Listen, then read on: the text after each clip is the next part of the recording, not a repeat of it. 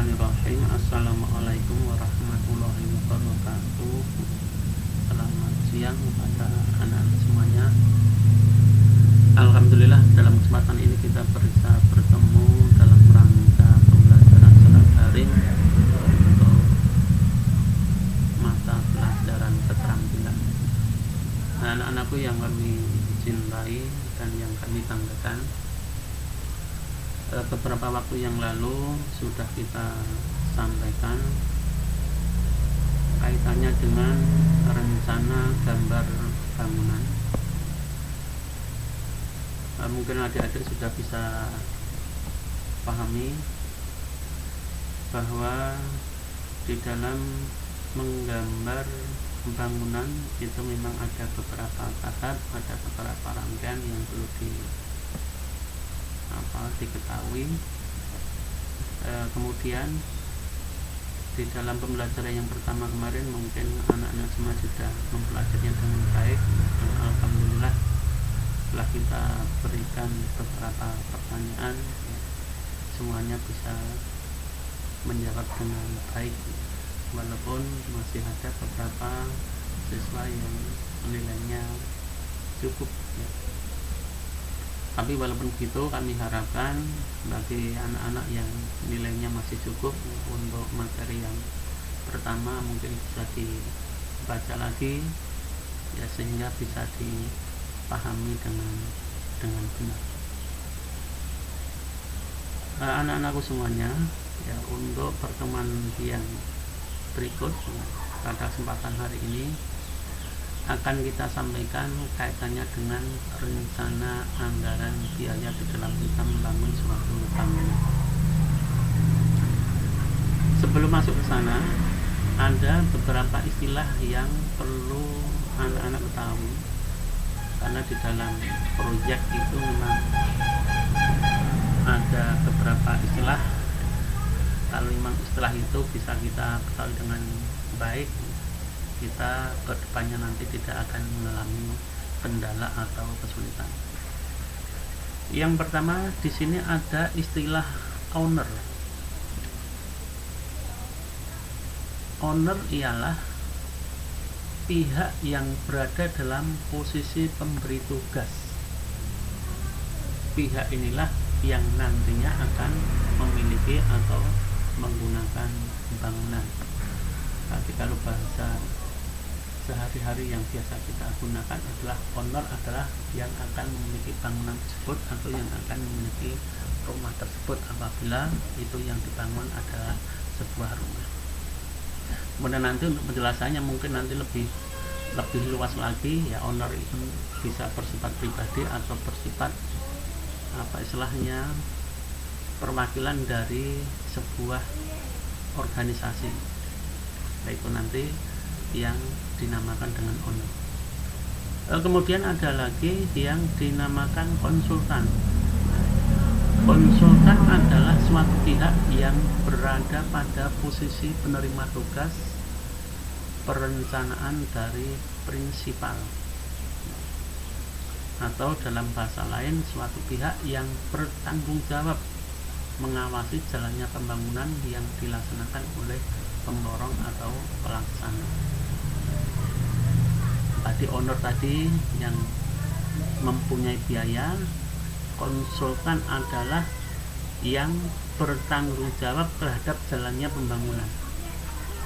Berarti nanti kalau ada kontraktor yang di situ merasa kesulitan kaitannya dengan konstruksi bangunan, maka di sini ada konsultan yang akan menjelaskan kaitannya dengan bangunan itu.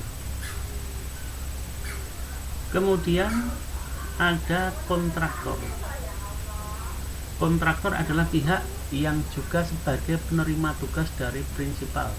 Tapi dalam hal ini kontraktor adalah yang akan mewujudkan fisik bangunan di lapangan.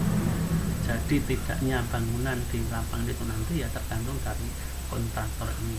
Biasanya di dalam pelaksana kontraktor ini mempunyai beberapa sub yang akan mengerjakan pekerjaan-pekerjaan yang ada di lapangan. Mungkin ada pekerjaan kayu sendiri, ada pekerjaan batu sendiri, dan lain sebagainya. Nah, itu nanti biasanya disub-subkan seperti itu. Berikutnya yaitu ada istilah pondasi. Saya kira untuk anak-anak semuanya ini tidak asing lagi, yaitu bagian dasar dari sebuah bangunan yang merupakan tempat kedudukan berdirinya suatu bangunan. Ini pondasi ini yang akan menentukan kuat tidaknya bangunan yang nanti berada di atasnya. Walaupun pondasi ini memerlukan biaya yang banyak, tetapi memang ini tidak kelihatan. Tapi walaupun tidak kelihatan, ini fungsinya sangat besar sekali. Karena kuat tidaknya bangunan yang ada di atasnya itu nanti tergantung dari pondasi yang akan kita buat. Nah, makanya untuk bangunan-bangunan ya lantai 2, lantai 3 dan seterusnya, itu nanti mempunyai konstruksi pondasi yang berbeda-beda. Berikutnya anak-anakku semuanya, kemudian ada istilah boplang. Apa itu boplang? Boplang adalah papan ukur untuk menentukan pel atau untuk menentukan duga tinggi lantai dan letak dari as-as dinding bangunan. Ya, sebelum nanti melakukan penggalian pondasi, ya, biasanya itu nanti dipasang dulu papan boplang. Ya.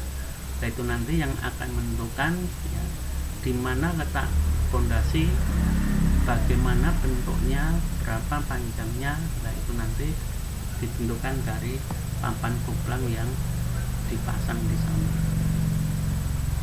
Kemudian ada direksi kit, yaitu tempat mengkoordinasi dan mengawasi semua kegiatan pelaksanaan pekerjaan bangunan. Ya, biasanya sebelum bangunan itu dibuat, ya, biasanya membuat bangunan dulu, ya, itu tidak terlalu besar, ya, fungsinya untuk direksi kit, yaitu untuk mengkoordinasikan pengawasan, ya, kaitannya dengan pelaksanaan bangunan.